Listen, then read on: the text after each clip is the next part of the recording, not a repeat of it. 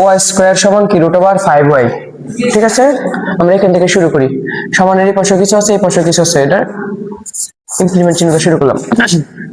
দেখো Y square লিখলাম। এখন এই রুট ওভার 5y এর আগে কি চিহ্ন আছে? প্লাস। যদি সমানের এই পাশে হিসেবে তখন কি হইব? মাইনাস ইউ, মাইনাসে রুট ওভার 5y পরে সমান দিলাম। এই রুট ওভার 5y তো এই পাশে নিয়ে এসে বসি, তখন এই পাশে আর কি থাকবো? 0 থাকবো। দেখো এখন এটা বিয়োগ ছিল না, দেখো বিয়োগের এই পাশে রুট ওভার 5 আছে, এই পাশে কি রুট ওভার 5 আছে?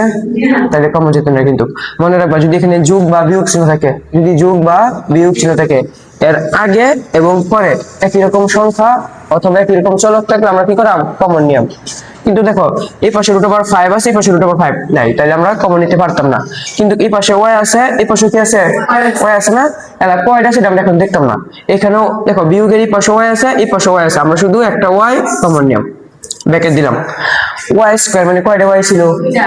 দুইটা y। কয়টা y কমন নিছি? আর কয়টা থাকবো? আর একটা থাকবো, পরে মাইনাস। দেখো রুট ওভার 5y থেকে আমরা কি কমন নিছি? y এই জায়গার মধ্যে নিয়ে এসে পড়ছি, আর কি থাকবো? Root over 5 equal to 0।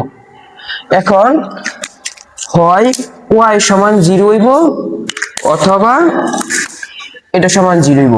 বুঝতে পারছো?